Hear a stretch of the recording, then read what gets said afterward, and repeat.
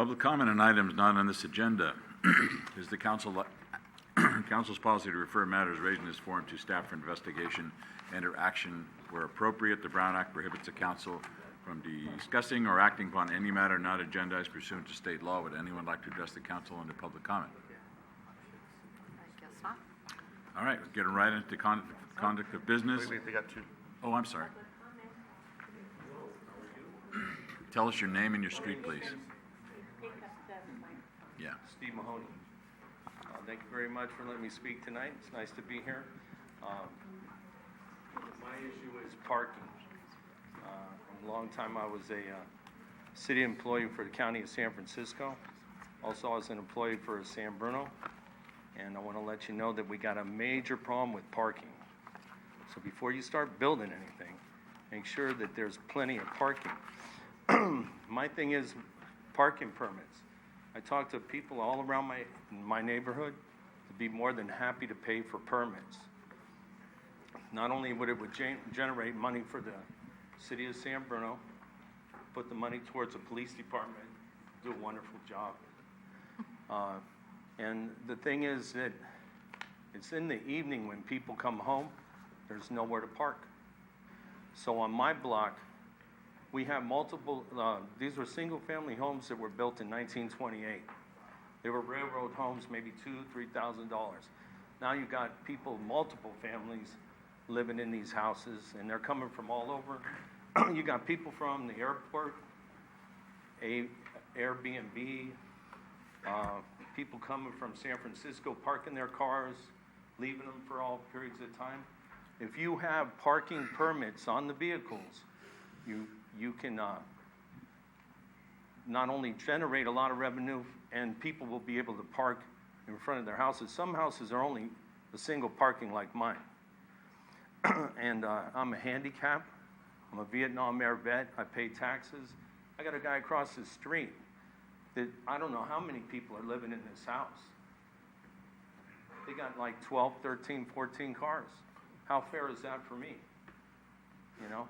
But if everybody has a permit, so in other words, people have to come to City Hall and show that they have proof of residence, they have a California's driver's license and insurance. And another thing is you'll get cars off the streets that shouldn't be on there. You'll get people that won't be parking their cars out there that don't have driver's license. You'll know who's legal and who isn't. And that way it will be fair for the people that are paying taxes and paying for these houses that can be, to park in front of their own houses. Because it's unfair for people that come home after work and they can't park when you got all these cars and there's people that aren't even from here, So with that, thank you for letting me talk. Thank you. And I know there's some way to address this. I know that I talked to the mayor before. I've been up 4 years in a row. I've been coming to City Hall. And it seems nothing's getting done. But I'm telling you, parking permits will work all through the city. That's what they do. In the Marina, North Beach, Russian Hill, everywhere in the city they have parking permits. It works. And it could be $5, it could be $10. But you'll know who has California driver's license, who has insurance, who's from here. And then you can make it a 2-hour minimum parking for people that aren't here. And then, like I said, it will generate money for the city. You give them tickets, Okay, Steve, we've got to wrap it up here pretty. Right. Can you give me your street address, please? Yes, 216 Santa Clara Avenue, San Bruno. Thank you very much. Next. Good evening, Mayor, council members, guests. My name is Jose. The handheld one, yeah. Good. Oh, okay. Good evening, Mayor, council members, guests.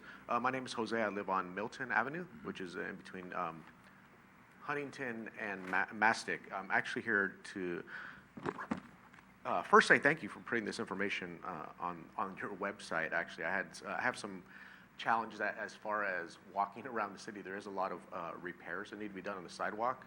I actually did find a PSA that was done in 2010. So it was helpful to get a lot of the answers on there, so I appreciate that. And I was looking at the City of San Bruno walk and bike plan. So I actually, by choice, I walk a lot, And in the walking, I find that there's just a lot of problems with the sidewalks. I know that there's been a lot of repairs. I moved here in 2012, and I've seen the development with the Caltrans, grade project, and there's still problems with the area that I'm talking about specifically is on Huntington. Before you get to Artichoke Joe's, there's a lot of residents there. And from the PSA, my understanding is that this may be a problem, or not a problem, but a responsibility for the homeowners. Personally, I'm a renter, so I'm not trying to ruffle any feathers, but as far as the project, it seems like there's a lot more repairs happening, and I did see the plan actually online, like I mentioned, about the proposed pedestrian projects that are happening. So I'm just wondering if there's a new PSA, if there's new projects that are ongoing. Is this something, well, it's definitely concerning for me. The other question is on the opposite side of the Caltrain, of those side of the streets, there's a lot of large light poles that take up most of the sidewalk. So literally, you can barely walk by.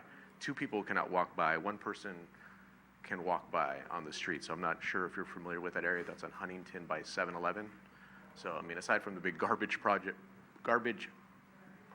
which there was somebody from Recology here, but there is a big problem with garbage in that area, and there's a problem with the sidewalks, and I do appreciate it. There is a lot of work being done, so thank you. And just wanted to find out, is there going to be more information about that online?